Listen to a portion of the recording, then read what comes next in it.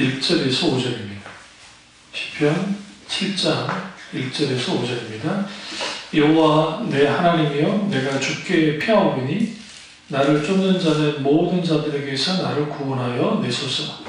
건져낼 자가 없으면 그들이 사자같이 나를 찢고 뜯을까 하이나 여호와 내 하나님이여 내가 이런 일을 하였거나 내 손에 죄악이 있거나 화천한 자를 악으로 갚았거나 내 대적에게서 까닭없이 빼앗았거든 원수가 나의 영혼을 쫓아잡아 내 생명을 땅에 짓밟게 하고 내 영광을 먼지 속에 살게 하소서. 셀라.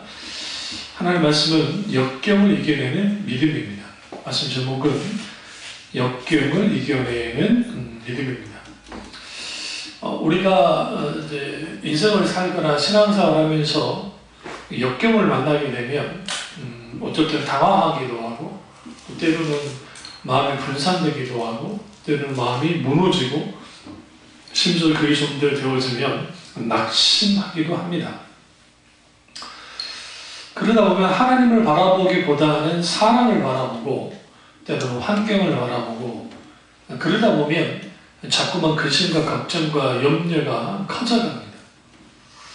많은 사람들이 내가 만난 문제, 역경 자체가 중요하다고 생각하는데 그보다 더 중요한 것은 역경에 대한 우리의 태도입니다. 다시 말하면 문제에 대한 우리의 태도가 어떠하냐에 따라서 이 모든 것이 달라집니다. 그리고 모든 사람들은 결국 역경을 만나게 됩니다. 그 역경을 만나게 될 때 혹은 문제를 만나게 될 때 거기에서 우리는 분명하게 뭘 묵상해야 되냐면 우리가 당하는 모든 고난, 고통, 이 모든 것은 예수 그리스도의 십자가의 고통과 모든 것의 그 고통의 배경이 된다는 거예요. 그러니까 결국 내가 힘들고 어려운 상황을 예수 그리스도의 십자가의 고난으로 모든 것을 가지고 나가야 됩니다. 그래야 우리가 뭐 할 수 있느냐, 이제 바르게 이제 신앙을 이제 해석할 수가 있습니다. 그래서 역경을 우리에게서 신앙의 학교라는 표현을 쓰는데요. 그런 의미에서 역경을 안 만나면 좋겠지만 사람은 필연적으로 이제 이런저런 문제를 당하게 됩니다. 그런데 이제 이런 상황에서 우리가 뭘 좀 살펴볼 필요가 있냐면 우리 시편 기자의 57편에서 다윗이 완전히 고립된 상태에 있습니다. 그리고 이제 절체절명의 위기 상황 가운데 있는데 다윗이 이제 이런 상황에서 뭐라고 고백하냐면 1절 보세요. 여호와 내 하나님이여 내가 주께 피하오니 나를 쫓아오는 자들에게서 나를 구원하여 내소서. 지금 막 쫓아오는 거예요. 어떻게 해요? 지금 발을 잡아 죽이려고요. 그러니까 하나님이 돕지 않으면 하나님이 구원해 주지 않으시면 나는 어떻게 된다? 죽을 수밖에 없습니다. 라고 그가 고백을 합니다. 우리가 이런 상황이 있게 될 때에 모든 게 무너지는 겁니다. 그러니까 우리가 어떤 역경을 만나잖아요. 그게 더 깊어지고 길어지면 우리는 계속적으로 뭐 하게 되냐면 현실적인 생각을 하게 돼요. 그래서 계산을 한단 말이에요. 이런 계산 저런 계산 정작 뭘 놓치냐면 하나님 앞에 기도하는 것을 놓칩니다. 그러니까 하나님께 기도하는 것을 놓치는 순간 그 문제와 역경은 내가 감당할 수 없게 되버려요. 그런데 아무리 크고 힘들고 어려운 역경이라 할지라도 하나님께 가져가기 시작할 때에 그것은 내 힘과 내 능력으로 감당하는 게 아니기 때문에 주님의 은혜로 감당하기 때문에 넉넉하게 이기는 것을 보게 되었습니다. 이 부분을 시편 7편에 있는 이 지금 다윗의 십가윤이라고 하는 이 이제 표제가 있는데 여기에 베냐민인 구시의 말에 따라 여호와께 드린 노래라는 표현을 씁니다. 이게 좀 어려운 표현이죠. 이게 이제 시편은 기도문이자 찬양이었기 때문에 이런 걸 이제 였습니다. 근데 여기에서 그 우리 가운데 있게 되어지는 그 역경과 시험, 환난과 고난 이게 우리 신자들이 없으면 좋겠는데 이게 늘 따라다녀요. 늘 따라다니니까 이제 사람들이 불안하잖아요. 불안하니까 그 불안한 것을 무당을 찾아간다든지 뭐 점을 본다든지 아니면 용한 소위 기독교 무당이라고 할 수 있는 소위 예언한다고 하는 사람들, 물론 정말 건장 예언 사용하시는 분도 있겠지만 그러지 않는 사람들한테 가서 거기에서 막 기도를 받고 뭘 하고 해서 그 문제를 풀려고 합니다. 정작 본인 자신이 하나님께 나가야 돼요. 그건 원래 그렇지 않는 거예요. 그러니까 온통 문제 해결에만 관심이 있으니까 그 역경과 문제 가운데 하나님이 그러니까 하나님이 만지실 수 있는 그게 안 되는 거예요. 그러니까 우리가 어떤 역경을 만났을 때 하나님을 왜 찾아야 되냐면 하나님을 찾아야 그 역경이 생고생이 안 돼요. 많은 사람들이 생고생을 하는 이유가 나는 이렇게 고통당하고 고생스럽고 아파했다. 그 벗어나는 너무 힘들더라. 그건 누구나 똑같은데 거기에서 생고생이 되지 않으려면 반드시 하나님을 찾으면서 우리의 모든 시선이 하나님을 향해야 되는데 그게 참 쉽지 않습니다. 왜냐하면 남의 문제일 때는 보여요. 바로 옆에 사람의 문제일 때는. 근데 그게 내 문제일 때는 잘 보이지 않습니다. 왜 그러냐? 인간은 기본적으로 그래요. 기본적으로. 그래서 하나님이 우리를 고난으로 이끄실 때, 허용을 하실 때에는 우리를 죄를 밟아서 아주 그냥 죽이려고 하시는 건 아니고 주님은 그것을 통해서 우리를 어떻게 하기를 원하시냐면 봐, 그게 인생인 거야. 원래 그런 거야. 그렇기 때문에 나를 떠나서 너는 살 수 없어 라고 주님 말씀합니다. 거기에 반응하며 사는 사람들은 이제는 불안하면서 사는 게 아니라 우리와 함께 하시는 하나님이 나와 함께 하시기 때문에 그 크신 은혜 가운데 살아가게 됩니다. 그러면 어떻게 역경을 이길 수 있을까? 그것도 믿음으로 첫째로 하나님을 찬양해야 됩니다. 이게 아주 독특합니다. 그러니까 역경을 만났어요. 그런데 문제를 만났는데 하나님을 찬양하는 겁니다. 다윗이 이렇게 쫓겨다녀도 하나님께 노래를 부를 줄 아는 하나님의 사람이었습니다. 그러니까 우리가 고난을 당하면 역경을 만나면 가장 먼저 제일 쉽게 범하는 죄가 뭐냐면 입술로 죄를 짓는 거예요. 그러니까 불평과 불만과 원망과 그런 죄를 짓는 거예요. 그런데 사람은 참 재밌는 게 이 사람이 평상시 기도 생활을 하고 깨어있으면 그나마 괜찮은데 그런 사람이 아니고 하나님과의 관계가 늘 친밀한 교제 속에 있으면 괜찮아요. 그게 아닌 사람들은 문제를 만나고 역경을 만나면 곧장 무슨 일이 벌어지냐면 그 입술에서 원망과 탄식과 저주가 흘러나와요.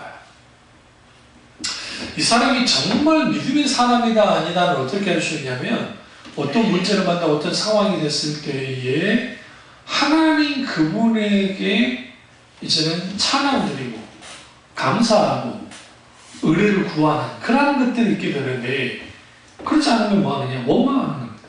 그 대표적인 광야 이스라엘 백성들이에요. 신명기서에서 그 광야 40년 뭐라고 평가합니까?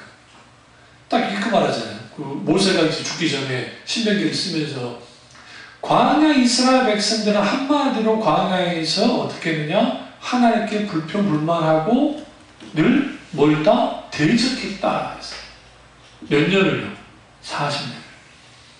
광야가 뭘 뜻합니까? 모든 인생의 고통의 집합체 아닙니까? 문제의 집합체. 거기에 계속 불평불만하는 거예요. 왜 불평불만만 했었느냐? 당연하지요. 광야 가운데 하나님을 바라보지 않았고 하나님 앞에 기도하거나 찬양하거나 먼저 반응해야 되는데 그 반응하지 않았다고요. 왜 그 반응이 있지 못하게 될까요? 그 이유는 뭐냐면 내가 이런 처지에 있고 이런 환경에 있고 이런 문제에 있는 것이 이게 억울한 거예요. 차라리 그냥 애국 땅에 놔둘 거지. 왜 광야로 들어오게 해가지고. 차라리 아니면 하나님이 그냥 죽여버리든지 우리를. 그러면 또 살게 만들어 놓고 이런 고통을 왜 받게 하냐는 거죠. 그러니까 하나님의 본심에 대해서 이해를 못하면 인간은 기본적으로 하나님께 원망 불평하게 돼 있어요. 하나님은 한 인생을 볼 때에 한 인생을 어떻게 보신다 했죠? 하나님은 부분을 보는 게 아니라 전체를 보신다 했죠.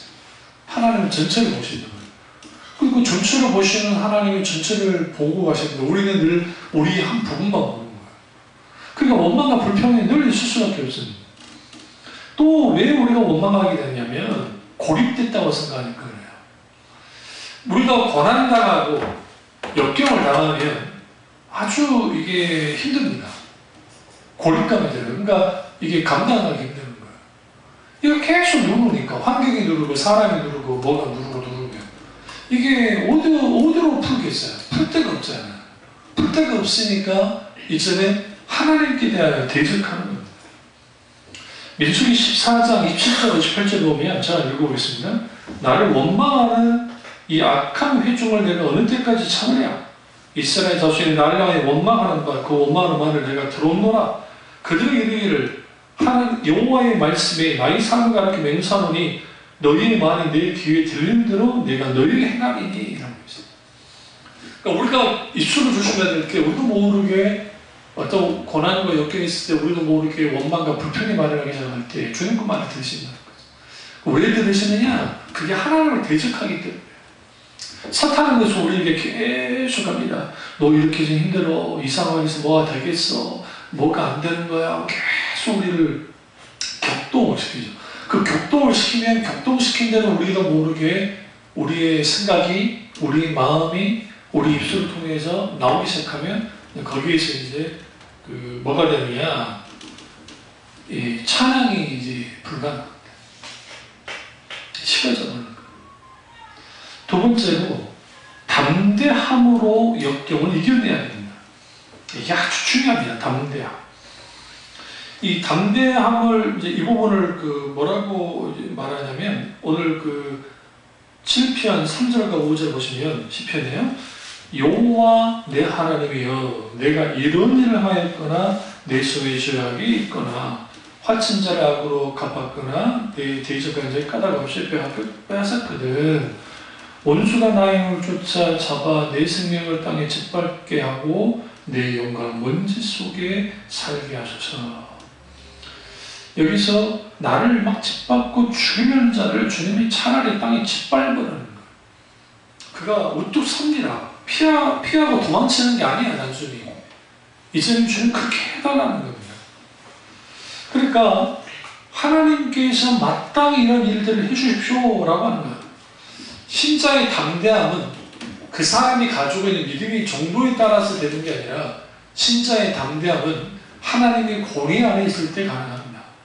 그러니까 많은 사람들이 착각하는 게 하나님 내게 믿음 주십시오. 담대한 믿음을 주십시오. 그 담대한 믿음을 통해서 하나님 내가 정말 모든 역경을 이기기를 원합니다.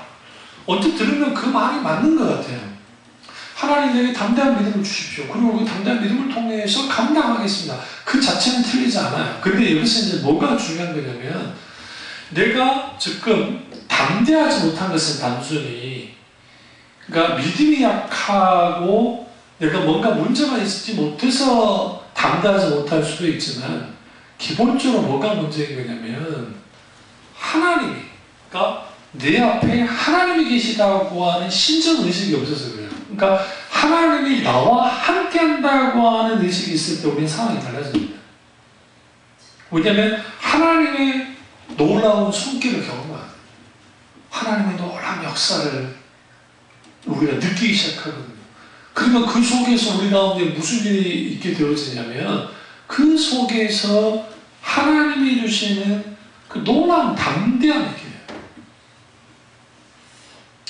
그러니까 예수님께서 그 제자들이 풍랑을 만났을 때에 딱 믿음이 적은 자들은 왜 두려워하느냐 하잖아요. 담대하지 못하냐 이러고 그러죠. 그런데 우리 그 복음서를 잘 들어보세요. 어디서는 그 믿음이 적은 자들의 편에 있지만 그 믿음이 없는 자들하고 편을 보여주는 거예요. 너희 믿음이 어디 있냐? 라고 말씀하세요. 그러니까 우리가 어떤 고난이나 역경과 문제를 만났을 때 우리의 믿음이 어떤지가 다 드러나요. 이게 참 신기합니다. 그러니까 겉보기로는 참 신앙생활 잘하는 사람 같았다가 어떤 문제를 딱 만나면 그 사람들 속에서 뭐가 드러나요? 그들은 밑바닥이 드러나는 거예요. 믿음의 밑바닥이. 그 믿음의 밑바닥이 드러날 때 여러분 아셔야 되는 게 우리는 다 그 밑바닥이 드러날 수 있어요. 그런 분명하지 않아요. 그때가 시작이에요. 그렇습니다. 진짜 믿음 없습니다. 그렇기 때문에 주님 내게 믿음을 달라. 더 중요한 것은 함께 하시는 하나님, 나와 함께 하시는 하나님, 앞서 행하시는 하나님, 그 하나님에 대한 영적인 민감함들이 있게 되어지면 나 혼자가 아니구나 라는 알아요. 그러면 오늘 다윗처럼 뭐 하는 거예요? 담대하는 겁니다. 주님, 원수가 있는데 주님이 그들이 짓밟아 주십시오. 내 영광을 먼지 속에 살게 해달라고 그가 이렇게 한 거예요. 그러면 여기서 중요한 게 뭐냐면 다윗에게 있어서 뭘 갖고 있었느냐? 하나님이 내 편이라는 의식이에요. 근데 하나님은 누구 편도 아니시잖아요. 어떻게 할 수 있습니까?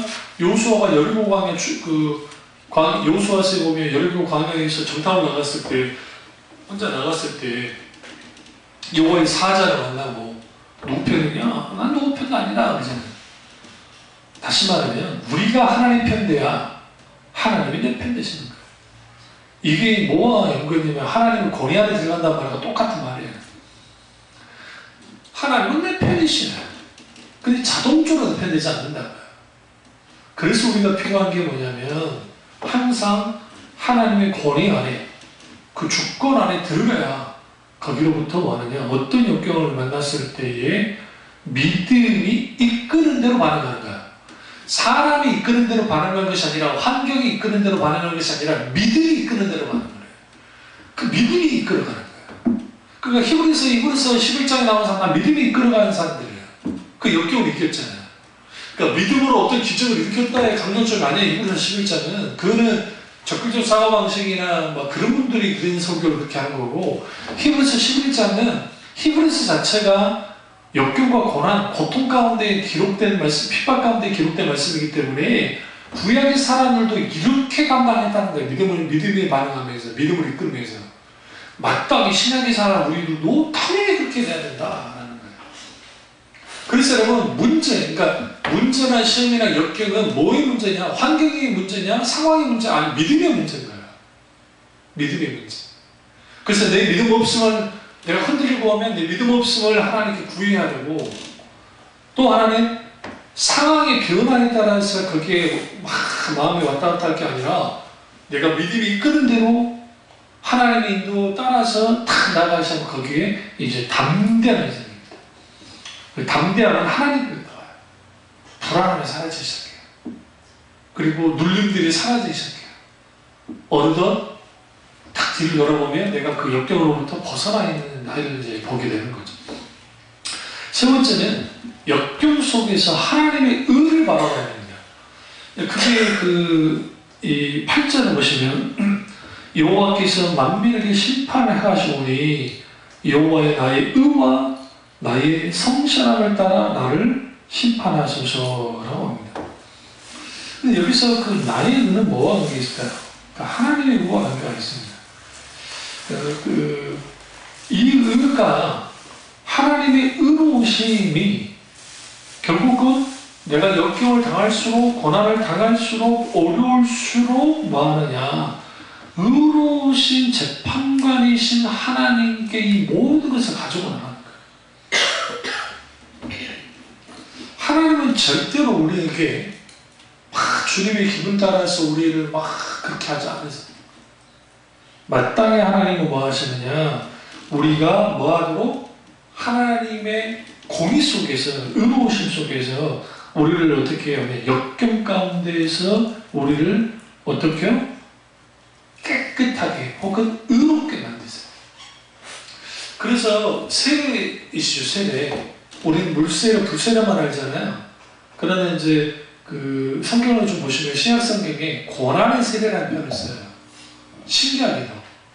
이 고난의 세례라는 게 뭐냐면 진짜 고난으로 세례를 준다는 게 아니에요. 이걸 표현을 그렇게 한 거예요, 사도 바울이. 그럼 왜 고난의 세례에 대한 표현을 썼냐면 하나님이 우리에게 역경이나 고난의 세례를 통해서 우리를 어떻게 하면 의롭게 만드는 거예요. 깨끗게 하는 거예요. 정결케 만드는 거예요. 그래서 이 고난의 세례는 뭐와 관계가 있냐면 성화와 관계가 있습니다. 성화는 그렇게 되는 거예요. 예수도 닮아가는. 이게 뭐냐? 고난이야. 그러니까 여러분, 일평생 고통도 고생도 없이 어떤 것도 없이 편하게 살아왔다, 예를 들어. 그게 어떤 보면은 복인 것 같긴 한데, 그렇잖아요. 안 당한 건 낫잖아요. 평생 나 병원 가본 적도 없어, 아픈 적도 없어, 얼마나 복입니까?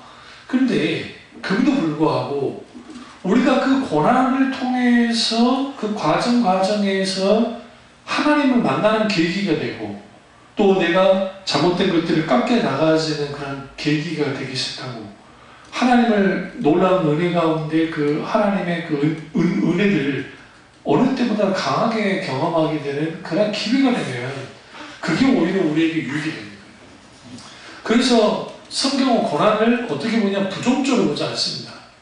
그렇다 일부러 고난 안에 들어가라고 말하진 않지만, 우리 인생 가운데 있는 그 고난이 결국은 신앙으로 승화되어질 때, 이게 승화되어질 때에 거기에 있게 되어지는 그 보석 같은 아름다움이 있어요. 그건 뭐냐면, 사도들을 그랬고 선지자들을 그랬고 예수님이 그랬던 것처럼, 예수 그리스도의 십자가가 있었기 때문에 영광이 있던 것처럼, 부활의 영광이 있던 것처럼 신자의 영광도 고난의 깊이만큼 나타나요.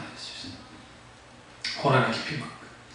그 고난을 어떻게 깊이 그 주님의 은을 바라보면서 하나에 따라서 거기에 승리가 있는 것이고, 그래서 하나님은 그 고난을 통해서 결국은 뭘 이루시냐면 하나님만 의로우시고, 그 우리의 더럽고 죄악된 부분들이 그 고난 가운데서 하나씩 깎이잖아요. 그런 의미에서 그게 은혜이고 복이죠. 그러나 저도 그렇고 여러분도 그렇고 누가 고난 당하고 싶겠어요? 생각해보세요. 그 고난 당하면 그 고통스러운데, 이왕이면 아프지 않는 게 좋고, 이왕이면 그러면 좋죠. 그러나 인생이라는 게 그렇지 않다는 겁니다. 그래서 여러분, 우리는 그 다니엘을 통해서, 성경 보시면 하나님이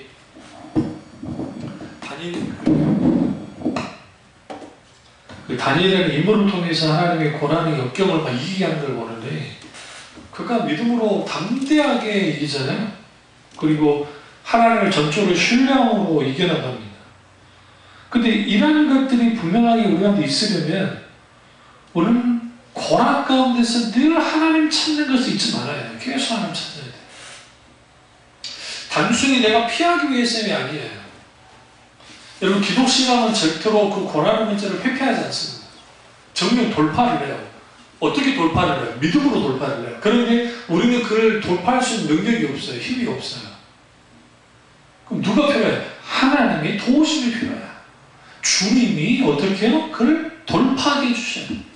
그게 가능하려면 반드시 우리는 뭐 해야 되느냐? 어려운 역경과 고난이 있을수록 하나님 안을 전적으로 신뢰하고 합심해서 기도해야 돼요. 하나님을 찾아야 됩니다. 그래서 여러분, 하나님을 찾는 깊이만큼 고난의 깊이도 어떻게 해요? 이제 내 고난이 막 깊었잖아요. 이게 서서히 얕아지는 거예요. 그러면서 하나님 은혜가 이 고난을 더 덮어요. 충만히 덮어요. 그리고 난 다음에 그제서야 하는 거예요. 왜 하나님이 이 역경을, 이 고난을 내게 허용했는지를 아는 거예요. 인간이 대부분 늦게 깨닫습니다. 이런 부분에 있어서 우리가 좀 더 하나님의 마음을 우리가 이제 알 필요가 있죠. 근데 이제 여기서 이제 우리가 그 역경에 있어서 가장 이제 당했을 때 중요한 게 우리의 반응이에요. 다시 강조하지만, 역경에 계속 반응하느냐, 고난에만 반응하느냐, 문제에만 반응하느냐, 아니면 하나님께 반응하느냐. 근데 이제 여기서 이제 문제는 뭐냐면, 내가 너무 힘들고 어려워요. 그리고 고난을 당했어요. 근데 하나님이 침묵하는 게 문제인 거예요. 침묵. 아니, 하나님 어떤 감동도 주시고, 어떤 역사도 해주시고, 어떤 거 있으면 괜찮은데, 그건 아예 없어요. 이게 신자가 아주 고통을 극한으로 만든 거예요. 그러니까 여러분, 고난의 깊이나 막 그것도 중요하지만 더 문제는 하나님의 침묵이 길어지는 것이 신자에게 있어서는 죽기보다도 더 고통스러운 거예요. 근데 하나님은 때로는 그것을 허용하실 때가 있습니다. 내가 정말 절망 가운데 있고 고통 가운데 있는데 하나님이 한마디 말이라도 해주시면, 위로의 말이라도 해주시면 내가 정말 큰 위로가 될 것 같은데 어쩔 때는 하나님이 침묵하셔버린다. 예수님이 십자가 못 박아 돌아가실 때 하나님이 침묵해버리잖아요. 그 고난에 상상할 수 있는 그 고난의 고통. 그 신학자들이 그런 표현을 했어요. 하나님이 그 얼굴을 돌리셨다고. 예수님을 통해. 예수님을 향해서. 예수님이 죄가 많으셔서가 아니라 인류의 죄를 다 감당하셨기 때문에 그 모든 고난을 예수님 혼자 다 감당하셨어요. 구속 주시고. 그때 그 성부와 하나님의 가슴이 찢어지죠. 상상할 수 없는 고통을 같이 당하시죠. 그보다 불구하고 얼굴을 돌리셨어요. 왜 얼굴을 돌리셨을까요?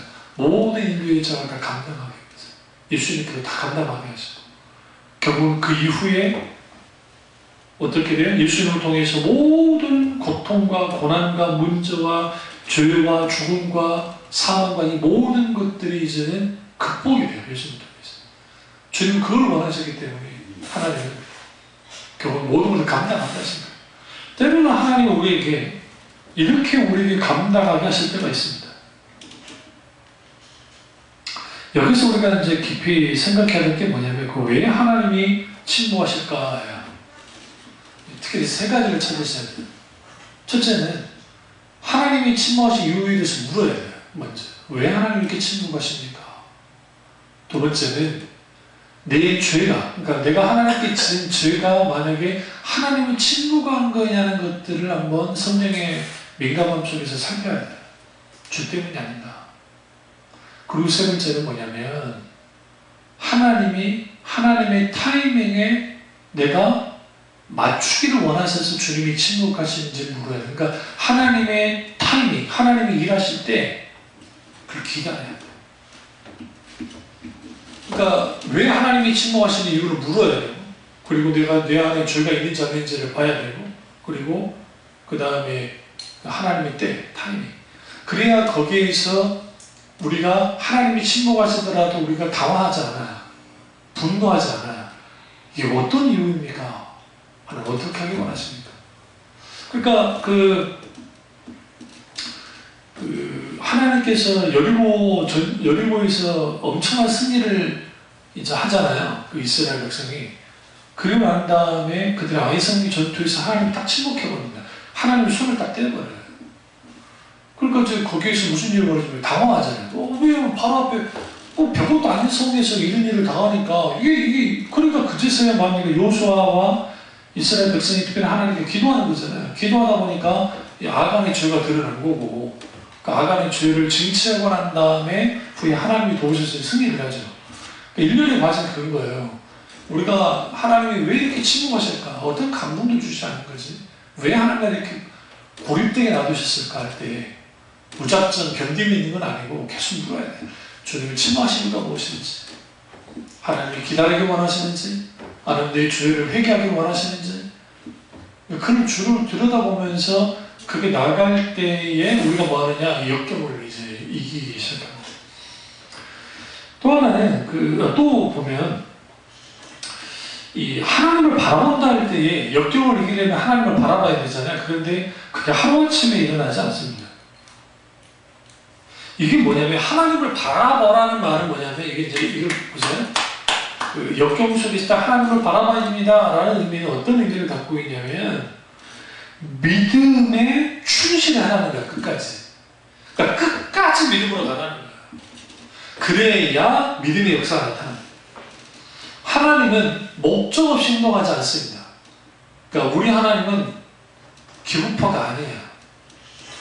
내 기분 좋다고 해서 막 해주고 기분 나쁘다고 안 해주는 그런 분이 아니라고요. 하나님은 하나님의 목적, 하나님의 계획을 가지고 움직이세요. 근데 우리가 어떤 문제나 역경을 만나면 그 자체가 고통스럽습니다. 여기서 우리가 아무리 고통스럽더라도 십자가를 담당하시고 모든 죄악과 고통과 허물과 모든 것을 감당하신 주님이 가까이 계신다고 할 때에 그때 우리가 내릴 수 있는 게 뭐야? 믿음의 손이에요. 믿음의 손. 그래서 우리가 믿음으로 끝까지 가는 거예요. 믿음으로 끝까지 가게 되면 거기에서 뭐 하느냐? 승리하게 됩니다. 믿음의 승리. 그럼 여기 또 하나의 의문이 남습니다. 그러면 왜 하나님의 역경을 허용하신 것인가? 첫 번째 성도에 말씀드렸지만 하나님 없이는 살 수 없다는 것을 알도록 하게 된다. 그거 당연한 거죠. 그럼 또 하나는 뭘까요? 그건 뭐냐면 내 능력을 의지하며 살지 않기를 원하시는 거예요. 하나님이. 내 힘으로 살지 않기를 원해요. 하나님의 자녀는 하나님으로 말미암아 살기를 원해요. 그런데 많은 사람들이 자기 힘과 자기 자원과 자기 능력으로 살기를 원합니다. 하나님은 그냥 그 뒤에서 뒷받침을 좀 해주면 되는 정도로 여겨요.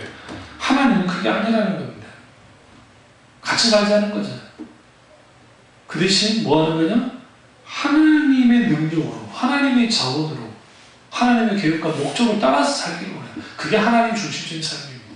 그래서 그 역경을 만났을 때 비로소 사람의 삶이 전환이 돼요. 근데 이제 이게 계속 가느냐, 그 순간 조금 그랬다가 다시 돌아가느냐, 이 차이죠.